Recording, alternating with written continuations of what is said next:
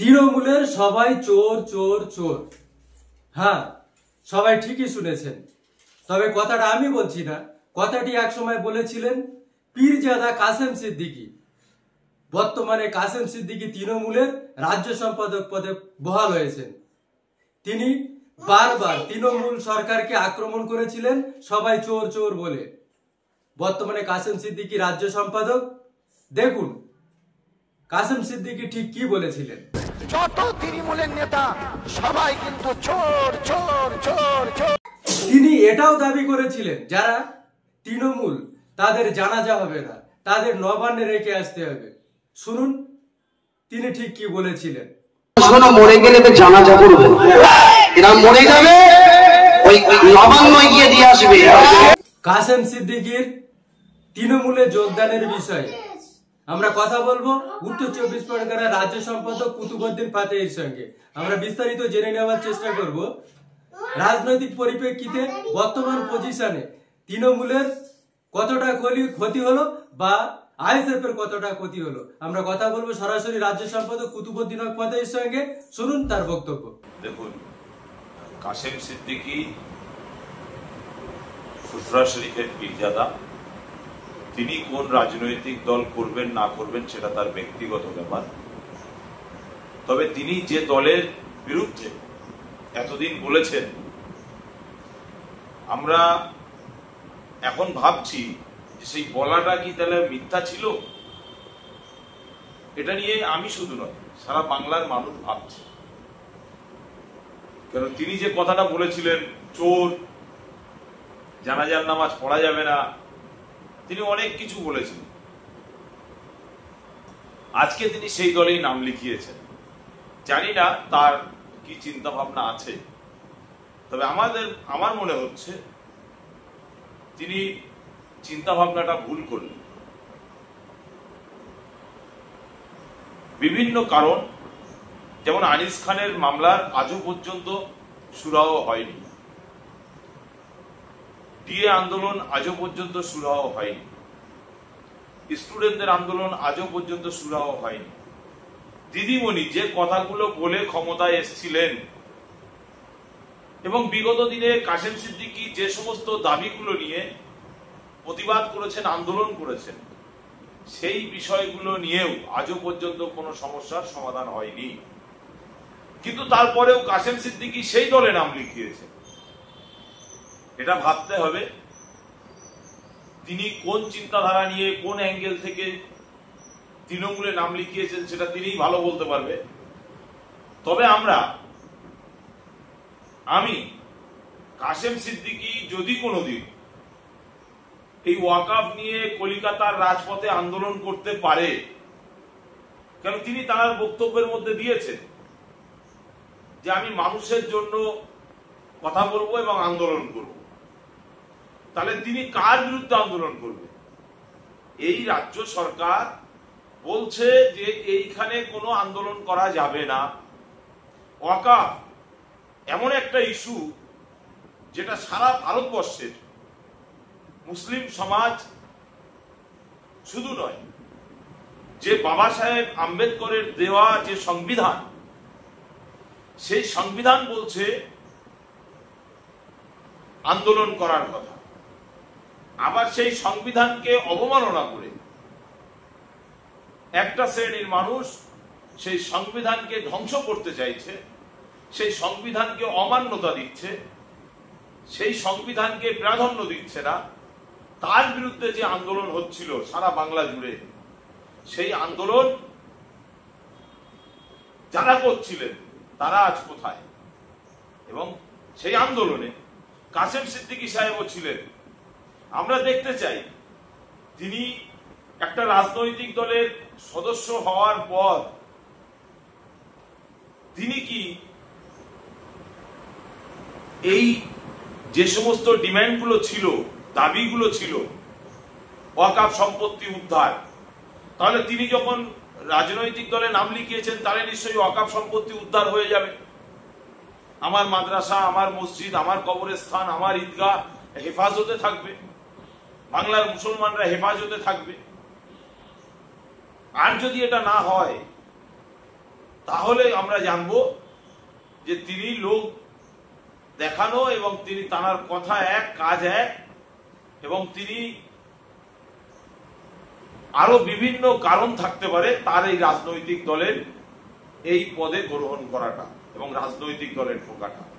তবে আমি বলবো ব্যক্তিগত মত যে তিনি ওই ধরনের রাজনৈতিক দলে না ঢুকে যাদের নামে ট্যাগ লেগে আছে, আবাস যোজনার দুর্নীতি, মিড ডে মিলের দুর্নীতি, যার পিছনে ট্যাগ লেগে আছে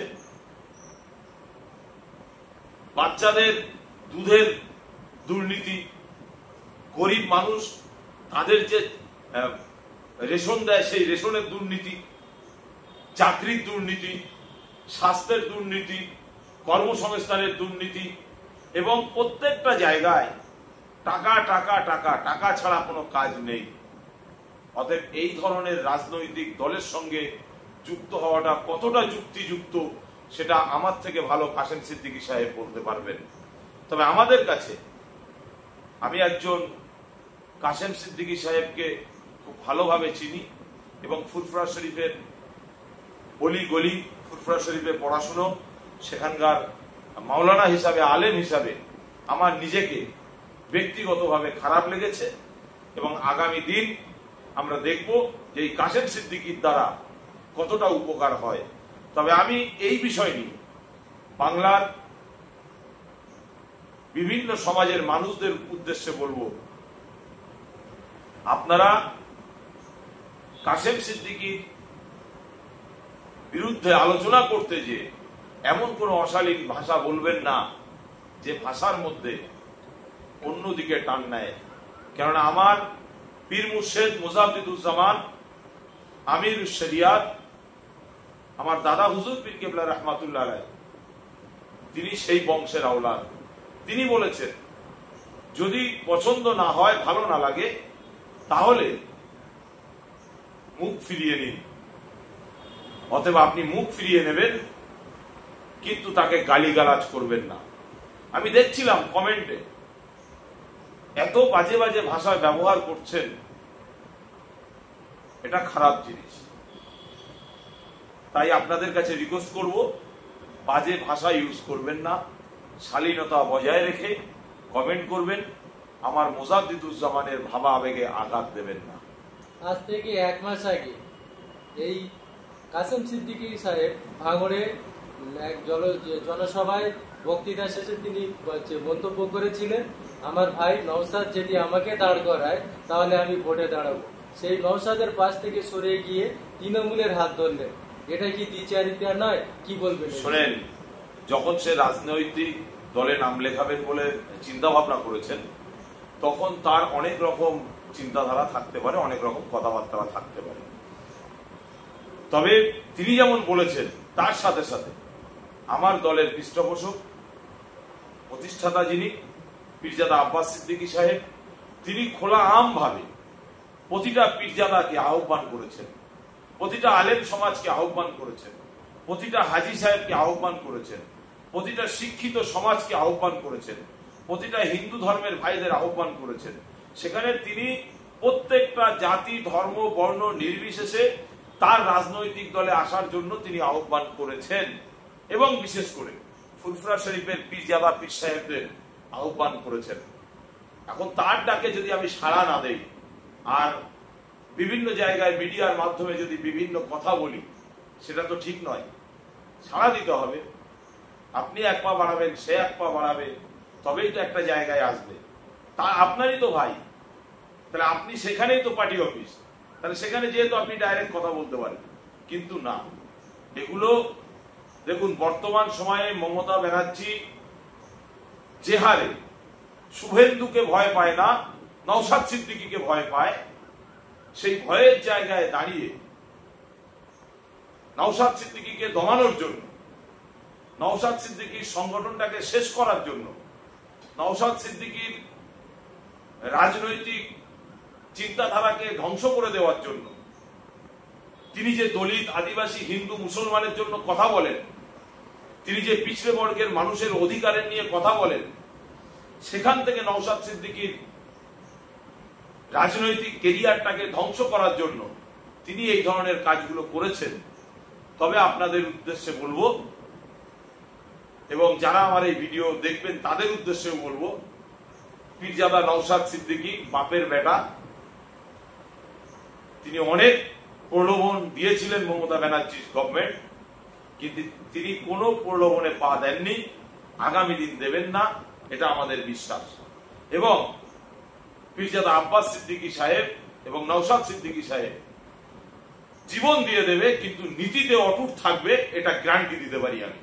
কারণ আব্বাস ভাইয়ের সঙ্গে একসঙ্গে বড় হয়েছি, নওশাদ ভাইকে খুব ছোট থেকে দেখেছি। অতএব এই দুই ভাই বিকল্প নীতির জায়গায় আর দ্বিতীয় কাউকে পাওয়া যাবে বলে সন্দেহ আছে। শাসক দল যেভাবে মানুষকে ঠকাচ্ছে বা আইএসএফ কে ধ্বংস করার জন্য লেগেছে, আগামী ইলেকশনে ভাঙড়ে কি যদি দুই পীরজাদার একসঙ্গে লড়াই হয়, কে জিতবে আশা করছেন? দেখুন, বর্তমান সময়ে শুধু ভাঙড় নয়, নওশাদ সিদ্দিকী সাহেব যে ধরনের কার্যকলাপগুলো করছেন, সারা বাংলার শিক্ষিত এবং বুদ্ধিজীবী মানুষ তারা নওশাদ সিদ্দিকীকে লুবে নিয়েছেন। অতএব শুধু ভাঙড় নয়, ভাঙড় সহ আরো বিভিন্ন জায়গায় নওশাদ সিদ্দিকী এমএলএ জিতবেন এবং নওশাদ সিদ্দিকী জিতবেন, এতে কোনো রকম সন্দেহ নেই। কেন, নওশাদ সিদ্দিকী একটি সিট পেয়েছিলেন ভাঙড়ে, বাকি আদার্স অন্য জায়গায় সিট পাননি, কিন্তু যারা ভোট দিয়ে জেতাতে পারেনি তারা এখন জিত কাটছে যে যদি নওশাদের মতো, নওশাদ সিদ্দিকী সাহেবের মতো আরো 2-10টাকে পাঠাতে পারতাম, তাহলে হয়তো আমার অধিকারটা আমি ফিরে পেতাম, এটা তারা বুঝতে পেরেছে। সেই জায়গায় দাঁড়িয়ে বর্তমান সময়ে হাজারে হাজারে মানুষ, কাতারে কাতারে মানুষ, তারা আইএসএফ এর সঙ্গে যুক্ত হওয়ার জন্য, আইএসএফ কে সমর্থন করার জন্য, আইএসএফ এ ভোট দেওয়ার জন্য তারা রেডি হয়ে আছে, তৈরি হয়ে আছে। এই মমতা ব্যানার্জি এবং তার সরকার কি করেনি? মিথ্যা কেস, বাড়ি ভাঙচুর, আপনার বাড়িতে মারামারি, বোম মারা, বন্দুক দেখানো, হুমকি, কি করেনি? সমস্ত কিছু করেছে, কিন্তু তারপরেও আইএসএফ এর কর্মী সমর্থকদের দমাতে পারেনি, নওশাদ সিদ্দিকীকে দমাতে পারেনি। অতএব আগামী দিন মমতা ব্যানার্জির গভর্নমেন্ট থেকে যদি সরাতে হয়, সেটা একমাত্র নওশাদ সিদ্দিকী পারবে, এটা বাংলার মানুষ বুঝে নিয়েছে। সেজন্যই আমি আবার বলছি, বাংলার শিক্ষিত সমাজ, বুদ্ধিজীবী সমাজ, হিন্দু, মুসলিম, দলিত, আদিবাসী, তারা নওশাদকে তাদের অন্তরে জায়গা দিয়েছে। অতএব নওশাদের বিরুদ্ধে যারা লাগছে, তাদের আগামী দিন ফলটা